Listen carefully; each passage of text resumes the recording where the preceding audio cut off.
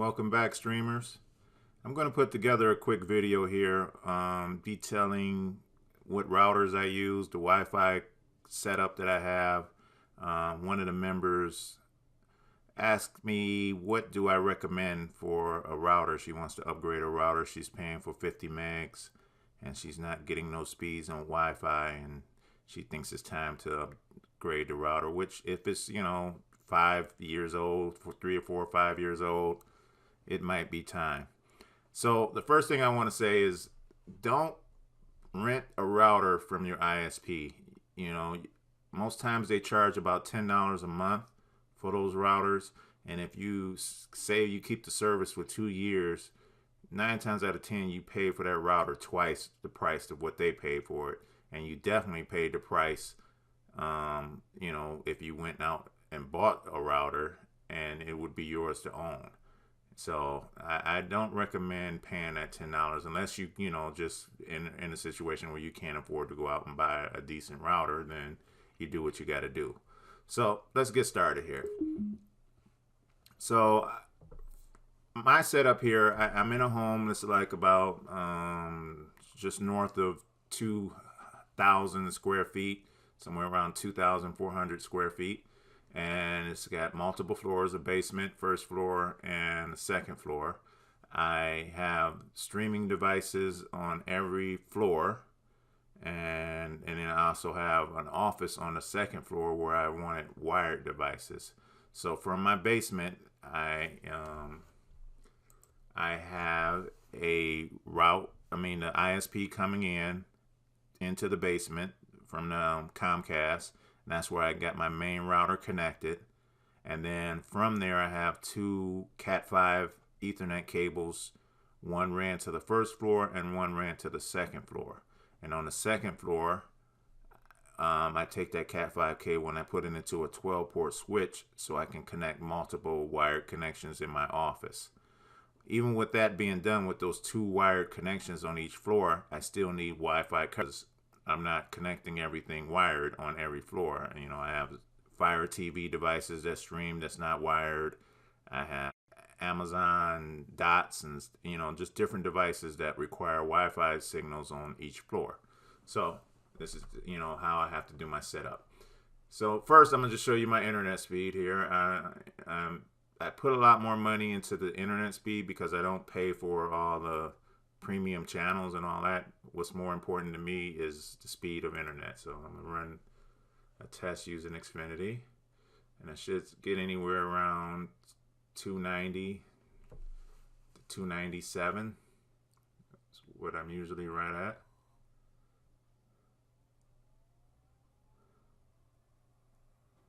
All right, 296.8. That's a good download speed. Now keep in mind, this is on a computer, a desktop that is wired.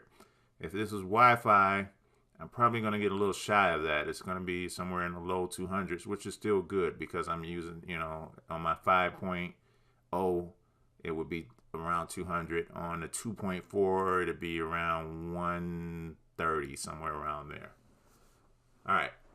So I don't care about the upload speeds. That's not, doesn't interest me. So before we get started in showing you what you might need, I recommend you take your cell phone and download this app here, Netgear Wi-Fi Analytics.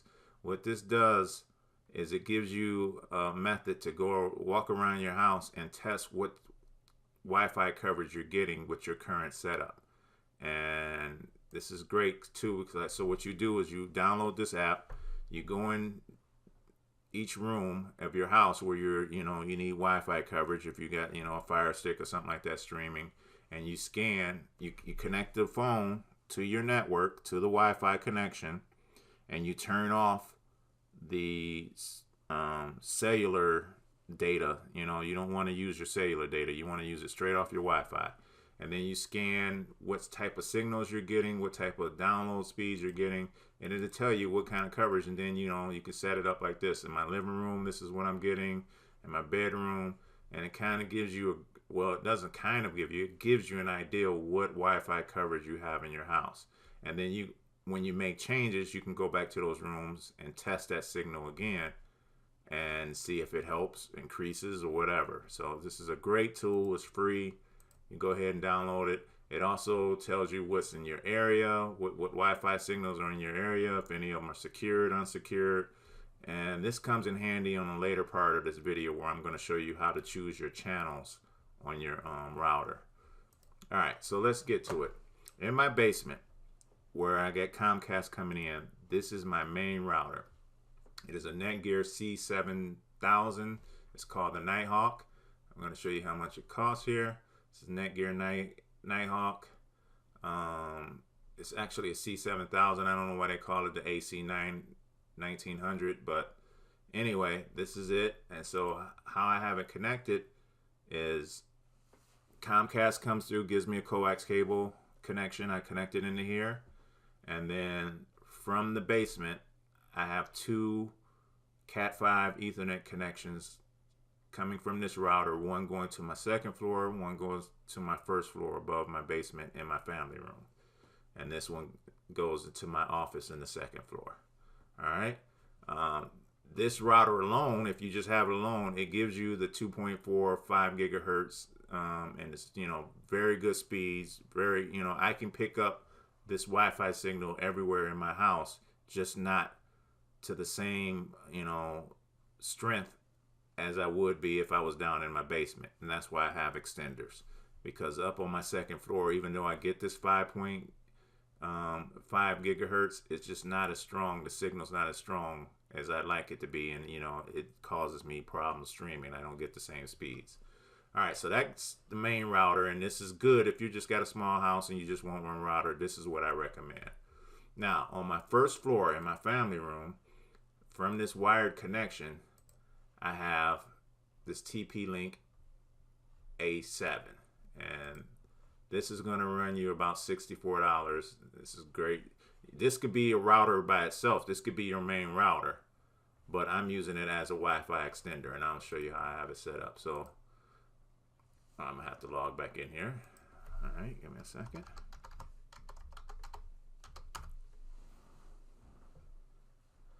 So how I have it set up as an access point.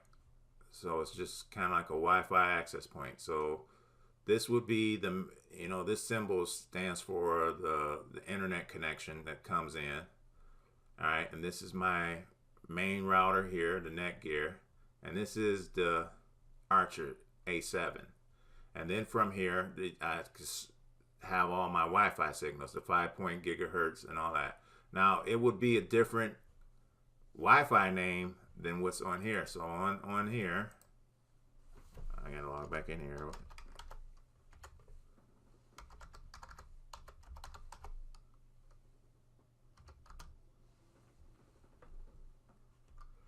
On here, I set up SSIDs like FBI scan, and I'm going to block out these passwords so you can't see it. And then I'm not using the 5 gigahertz because I don't need it down in the basement. All I needed was the 2.4. All right. So upstairs in my main family room,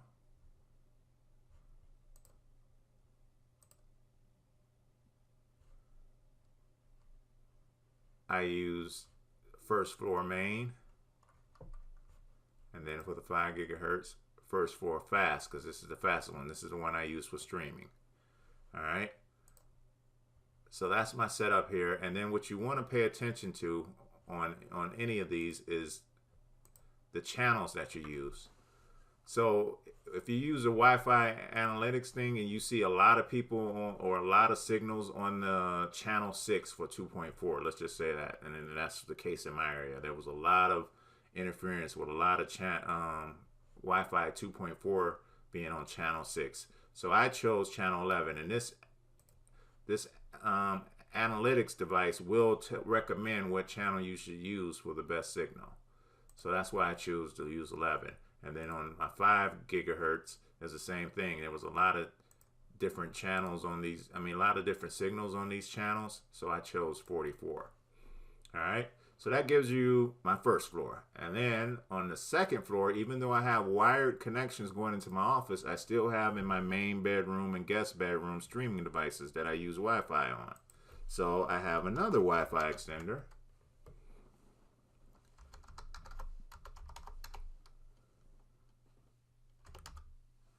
And this Wi-Fi extender is a Netgear AC2200, and this is what it looks like. And so from my switch, from my 12-point switch, it just, you just plug this into the wall, and I have a wired connection from the 12-point switch right into the bottom of this. And then on here you can select if you want to use it for an access point or extender. I'm using it as an access point because I have a wired connection. If you don't have a wired connection like I do, and you just put this on extender, and then you would connect to your Wi-Fi signal from your main router to extend that signal. So this is a pretty good way to extend your Wi-Fi either way, through an access point or just through, a Wi-Fi extender. So then the price here is $122. Netgear makes some pretty good stuff and all that. And by the way, I mentioned a couple of times my switch. This is the switch I have. It's a 12 points, well, it's actually 16 port switch. And from my router downstairs, I have a cable plugged into this first port, and then like my PC, my Xbox, printer, anything that I want a wired connection right in my office, I plug into these additional ports. All right. And then also my Wi-Fi extender that I'm using as an access point, it's got an Ethernet connection from this into that Wi-Fi extender. And this is the same thing too. When you go through your settings here, you want to make sure you pay attention to what channels you set. And on here, since this is my second floor, I'm doing floor 2 main and floor 2 fast for the 5-point gig. Which brings me to my next point. This is not a true mesh wire environment. And what I mean by that is a meshed wire environment is if you connect your cell phone to one of these SSIDs and you walk through the house, it's going to stay associated to this particular AP. If it goes downstairs and the signal from the router downstairs is stronger, it won't automatically connect to that, even though it's stronger, because it's a different SSI. It's not a meshed environment. These are just actually different Wi-Fi signals coming out. Whereas in a meshed environment, the SSIDs would be the same, and as you walk through the house or walk around your house, wherever the signal is strongest, that's what you'll connect to, no matter which device it is. You can buy things to set up a mesh environment, but it's a little more expensive. But Xfinity does sell that type of solution where you could set up a mesh Wi-Fi environment for a big house and have different access points all throughout your house with the same Wi-Fi signal. But you can talk to Comcast if you want to pursue that. All right, so that's pretty much it on what I have. What I recommend right off the bat is you buy your own router. I recommend this is your main. If you're only going to get one router, get this Netgear Nighthawk. It's a very good router, very sturdy, robust, easy to set up. And, if you have a big house or, you're having troubles from one end of the house, say if your router comes in, on the east side of your home and you got a bedroom on the far side of the home and you use this analytics things in that bedroom and you see your signal's bad, you might just want to invest in some type of way to extend your Wi-Fi connection, with either a router like this or an actual, Wi-Fi extender like this. All right, so that's it. I hope this helps. And as always, happy streaming. Let me know if you have any additional questions.